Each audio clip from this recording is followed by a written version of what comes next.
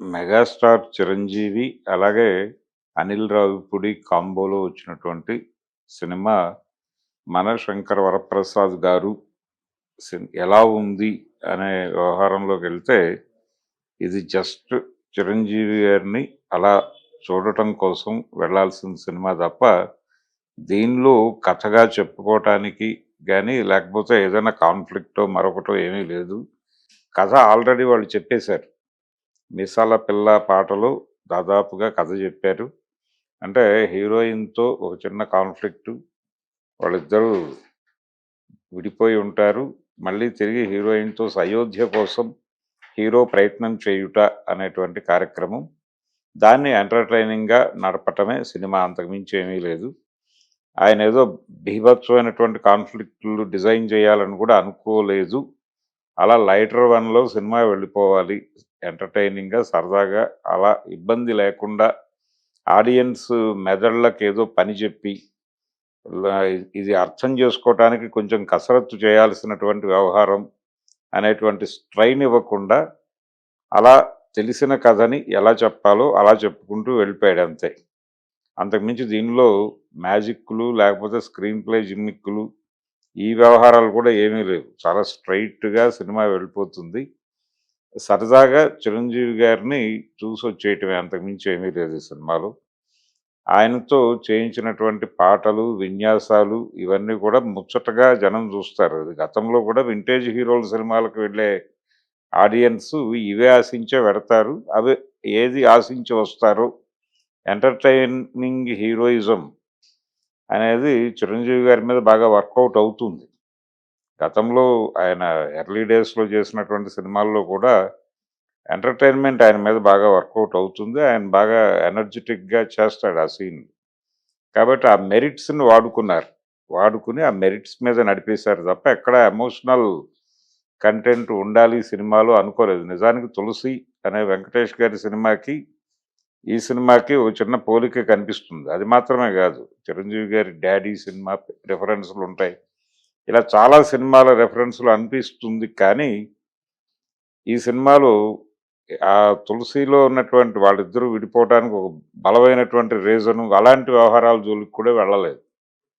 వెళ్ళకుండా సరదాగా నడిపేశారు. అలాగే చిరంజీవి గారి పాత సినిమాల్లో క్యారెక్టర్ల పేర్లు వాడారు. 'శశిరేఖ' అనేటువంటి హీరోయిన్ పేరు గూడా 'అత్తకు యముడు అమ్మాయికి మొగుడు' సినిమాలో విజయశాంతి గారి పేరది.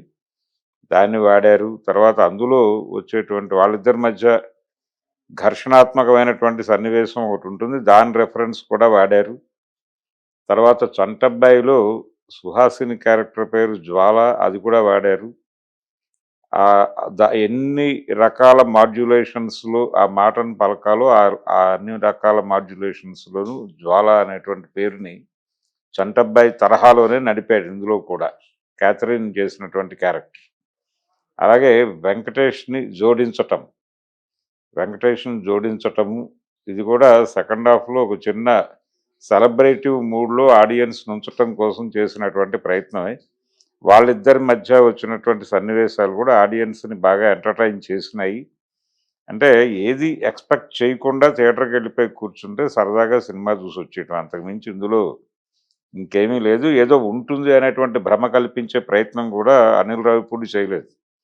ప్రమోషన్ వ్యవహారాల్లో కూడా ఎక్కడ ఏ ఇంటర్వ్యూలోనూ ఆయన ఇందులో ఏదో భారమైనటువంటి సన్నివేశాలుంటాయి, అలాంటి వ్యవహారాలేమీ చెప్పలేదు. అలాగే ఆహ్, జనాల మెదళ్ళకి ఒక జనం మెదడులకి పని పెట్టేటువంటి కార్యక్రమం కూడా తీసుకోలేదు.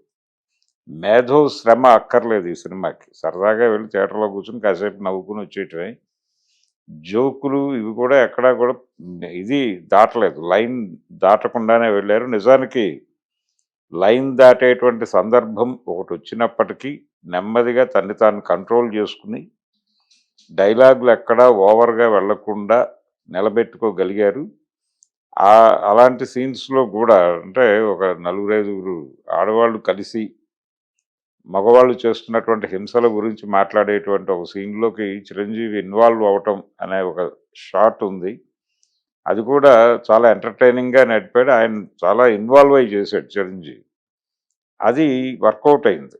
ఇలా సినిమా ఎంగేజింగ్‌గాను, ఎంటర్‌టైనింగ్‌గాను ఉంది. అంతకుమించి ఏమి లేదు సినిమాలు. సరదాగా చూసి వచ్చేయొచ్చు. వెంకటేష్ కూడా చాలా హెల్ప్ అయ్యాడు సినిమాకి. వాళ్ళిద్దరి మధ్య సీన్స్‌ని జనాలు సరదాగా ఎంటర్‌టైన్ చేస్తారు. అంతకు మించి ఏం లేదు. మ్యూజికల్‌గా బీమ్స్ చాలా బిగ్ సపోర్ట్ ఇచ్చాడు ఈ సినిమాకి. పాత సినిమాల్లో పాటలన్నీ వాడేశారు. అలాగే ఇళయరాజా గారి పాపులర్ సాంగు 'దళపతి' పాట. దాన్ని వాడారు ఈ సినిమాలో. అది మేబీ ఇళయరాజా గారు కేసేస్తారేమో చూడాల.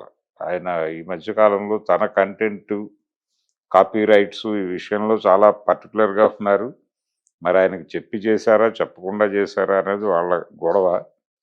ఆ పాటని విపరీతంగా వాడారు సినిమాలో 'దళపతి' పాటని. అలా ఒక హీరో పాటను వాడటం అనేది జనరల్‌గా వింటేజ్ హీరో సినిమాల్లో వాళ్ళ పాటలే వాడతారు కానీ, రజనీకాంత్ పాట వాడటం వెనకాల వాళ్ళిద్దరి మధ్య ఉన్నటువంటి స్నేహానికి ఒక రిఫరెన్స్ లాగా ఉందది. జనాలు ఎంజాయ్ చేశారు దాన్ని కూడా. 'వాల్తేరు వీరయ్య' తర్వాత చిరంజీవితో వచ్చినటువంటి ఒక అంటే ఎంటర్‌టైన్‌మెంట్ అనే పేరుతో వెకిలితనం జోడించకుండా ఎలా నడవాలి, ఎలా జనం కోరుకుంటారు అనే ఒక మీటర్ తెలిసి చేసినటువంటి సినిమా ఇది. అందుకని అటు అభిమానుల్ని అలరించింది. సినిమా ప్రేమికులను కూడా అలరించినటువంటి సినిమా ఇది. ఆర్టిస్టులందరూ చాలా బాగా పెర్ఫార్మ్ చేశారు. 'నయనతార' గారు కూడా ఈ పాత్ర పరిధిలో ఆవిడ ఏ మేరకు చేయగలరో అవకాశం ఉన్న మేరకు ఆవిడ కూడా జనాల్ని ఎంటర్‌టైన్ చేసే ప్రయత్నం చేశారు. అలా నడిచినటువంటి సినిమా. శరత్ సక్సేనా ఈ సినిమాలో చాలా కాలం తర్వాత కనిపించాడు. 'ముఠా మేస్త్రీలో' విలన్ ఇతను.